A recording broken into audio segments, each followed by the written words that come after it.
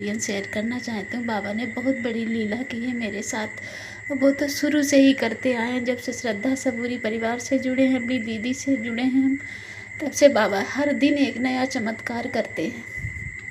अभी क्या हुआ, 4-5 दिन पहले की बात है। मेरी बेटी की जहाँ पे बस रुकती है आगे स्कूल की बस स्टैंड पे, वहाँ पे पीपल का पेड़ है, तो उसके नीचे कोई बाबा को रख के गया था। 2 बाबा थे। तो इसने मुझे बताया आके 8 बजे का टाइम था, शाम हो गई थी, 8 बज रहे थे। उस समय मेरे हस्बैंड भी नहीं आए थे। इसने कहा मम्मी वहाँ पे बाबा रखे हुए हैं, आज मैं हफ्ते भर से वहाँ देख रही हूँ कि 2 बाबा रखे हुए हैं।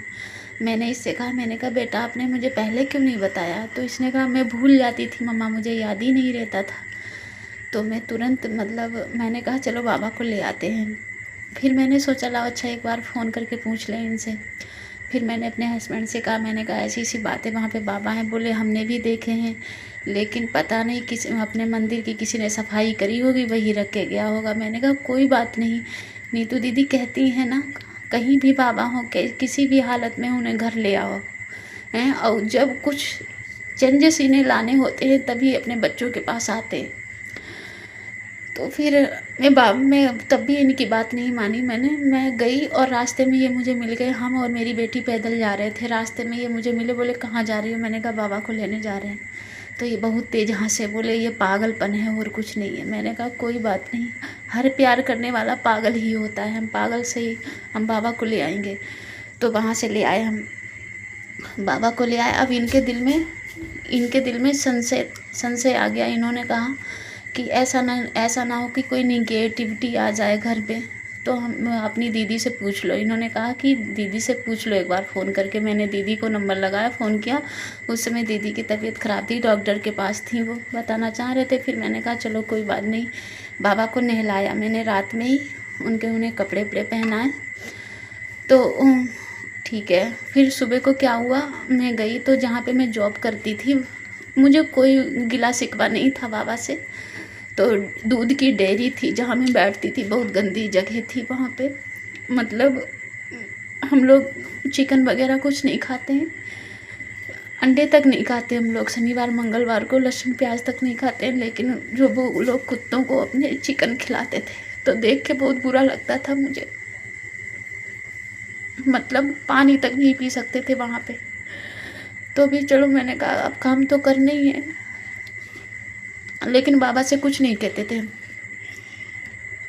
हाय। तो फिर क्या हुआ, बाबा को जैसे लाया उसके दूसरे दिन ही मेरे बॉस ने कह दिया कि देखो अब तो 7 कंपनियों का काम करना पड़ता था मुझे, एंट्री वगैरह करनी होती थी, और रात को 12-12 बजे भी काम करते थे। तो बहुत मेहनत का भी काम था।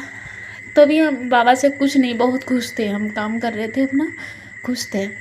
तो दूसरे दिन उन्होंने कहा कि काम अब उन्होंने मना कर दिया काम के लिए। तो मैं घर आई, बहुत रोई। हमने कहा बाबा जैसे सब लोग कहते हैं, क्या ये बात सही है कि निगेटिविटी घर, मैंने ये सोचा कि ऐसा ना हो बाबा के बारे में कुछ लोग गलत, हमें बाबा पे कुछ नहीं, हमें ऐसा लगता था कि लोग यही कहेंगे कि बाबा को ले आई तभी इनकी जॉब अब छूट गई है, मेरे हस्बैंड और मुझे ताने देंगे। तो मैं अपने दिल की सच बात बता रही हूँ। मैंने दीदी को भी अभी नहीं बताया है। मैंने गुस्से में अपनी बेटी से कहा, जैसे अब फीलिंग वही थी जैसे बच्चा अपने माँ बाप से रूठता है, वैसी ही। हमने कहा जितना भी मुझे टाइम मिलता है ऑफिस से और घर का काम निपटा के, जितना भी टाइम मिलता है हम आपके पास बिताते हैं, लेकिन आपने तो मेरी रोजी रोटी ही छीन ली। मैं कहाँ से अपनी बेटी की फीस जमा करूँगी?